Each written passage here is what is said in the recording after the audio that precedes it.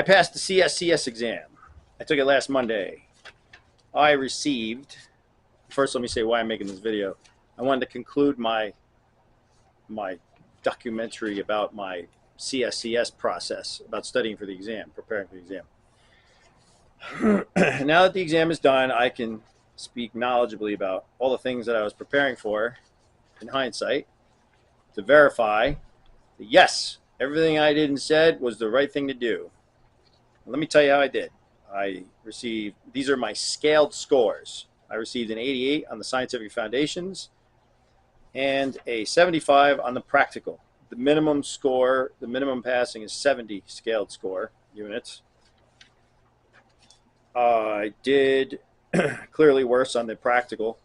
The statistic these days is that 40% of candidates pass on the first attempt.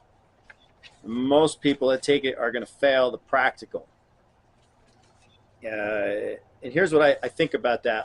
I don't know this to be true, but I'm going to talk about this in a minute, is that it could be because candidates aren't as well prepared as they used to be. And I don't want to just blame the candidates, and the exam did get harder because the NSCA is trying to establish a standard, right? They don't want this to be like some fly-by-night sort of certification. This is between them and the NCAA. This cert is this is the muscle here. The exam. Let me tell you about the exam. Exercise technique. I got a 33 out of 40. I'm telling you this because I tried zooming in on it and my camera won't focus. Anyway, 33 out of 40. So I could have done a tiny bit better on exercise technique, but I'm happy with that. That score is not so bad. Program design. 31 out of 38. Could have gotten a couple more right for me to feel super happy about. Organization and administration, 10 out of 12. It's pretty good. Testing, ongoing, monitoring, and data evaluation, 18 out of 20. That's good. So really my exercise technique and program design were lacking. I almost failed by 4 points, by 4 questions. I got 92 correct answers. 88 was the minimum to pass. Here we go. Let's say I just go through my test results first and I'll talk about that. I was going to tell you about the exercise. Let's see, scientific foundation. So that was practical. Exercise sciences, 38 out of 45. Pretty good. That's good. Sports psych, 18 out of 19. That's the thing I love the most, sports psych. I want to do this. I want to be a mental coach. I think this is really cool. This is an awesome field. They added this to the exam in the last, I don't know how long, but this is a newer addition along with the organization and administration. So they're kind of giving you this, requiring a fundamental knowledge of how a lot of things are done, even in management. I want to be one of my skills. I don't want to solely do this one thing, but mental coaching, executive coaching, professional, I don't know, how to make people better by approaching it mentally as well as physically, because everything starts with physical health, right?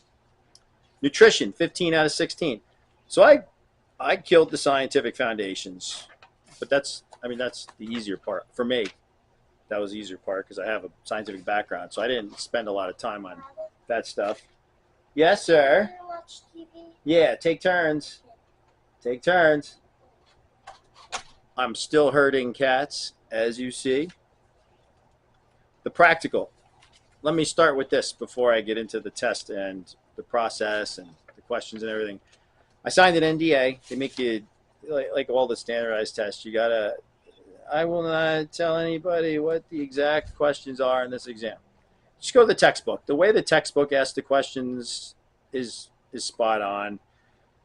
Sometimes they're a little bit harder on the test. I'll say that.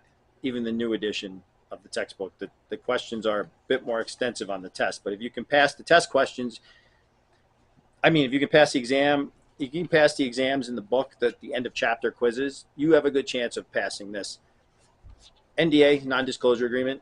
So I can't tell you exact questions, but I will say that the reason why, so the practical is harder because it requires a lot of experience. I have many years of experience, but I don't have the specific experience required. So the test is based on athletic training. of college athletes. It's focused on that.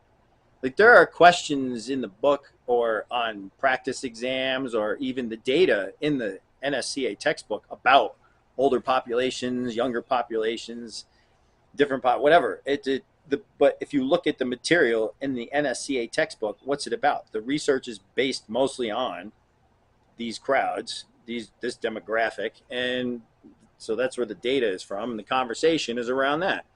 They don't have a lot of space and time to ask all kinds of questions about whatever. I've said before, everything's testable, but this isn't a thesis defense. There are certain things you need to know for them to uphold their standard, and that's what they ask you about.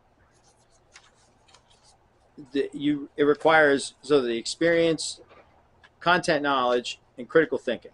Okay, uh, content knowledge, that's easy to get from the book and definitely from experience, but education informs experience. So if you've got a little experience and then you train, like if you've trained and then all of a sudden you're doing all this studying of the theory of the science and also of the exercise, it's gonna be a lot easier, I think, than going from the other way, than going from reading the book and then trying to apply it. And there were no surprises. The exercise stuff, like the technique stuff, everything is from the book. There's nothing from like any outside sources that you're not gonna take the test and say, oh, wow, I'm so totally surprised. Keep abreast of current trends and research of major things. Fill in those little gaps, but otherwise, that's what's there. And I think the reason why the statistic went from whatever it was, 65% a few years ago to 40% passing all both sections at the same time is probably because of the experience. And I'm pretty sure because of critical thinking. They don't teach critical thinking in college unless you take a class or unless you have a graduate degree and you've worked using critical thinking for a long time and you understand what critical thinking is. It's going to be a difficult test, really difficult. It's one of the 3 hardest tests that I took. I'm not sure if I'm repeating that because I just did an earlier video and then I'm redoing it right now. So if I repeat myself, I apologize.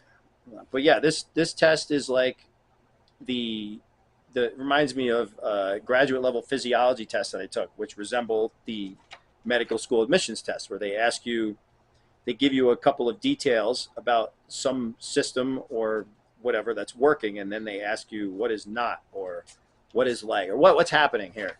And then on the NSCA, on the CSCS exam, they give you multiple choice. It's multiple choice with 3 choices, and usually one choice is like this is not it, and then the other 2 choices are pretty close together. So you have to consider very carefully, and it's difficult because what they want is what they have said. It's not about your experience. It's not about you reading the question and saying, oh, well, what about this thing with the client, or what about that, and it could be like this. Don't overthink it. Say to yourself what they want in the book. This is how they want it here, and just be like that. What else about the exam? So I'm going to make a second video about the prepping specifically, like the techniques and the mental aspect of this. But I just wanted to inform everybody, my huge, my 10 followers, about who are probably never going to take this exam. But if you do, here you go. My recommendation is read the book, take the end of chapter quizzes, get a prep course like Matt Costuro's movement system. His website, he has a prep course for the CSCS exam, and his questions are close to the exam, and the thinking required, and everything he presents for the material is there. But just know there are no surprises. Know your content. If you've got experience, lean on that, especially for spotting technique and identifying what's good and bad technique. You need a broad base of technique. This isn't just like how do you fix somebody's curl. There's athletic stuff that you need to know about. I can't give away too much, right, because of this NDA, but you need to know about how to fix lots of different things. That might surprise you because they give videos, right, and they say what could be done differently here, or what's wrong with this athlete, or what the technique, that kind of thing. And it's going to be something obvious if you know what it is. And if you don't have experience in content knowledge and critical thinking, you're going to watch these videos and look at these questions and you're going to be bulldozed. This is not an easy exam. It's not so difficult if you're prepared. All right, so I'm going to go make this second video so I can get more into the other aspect of this.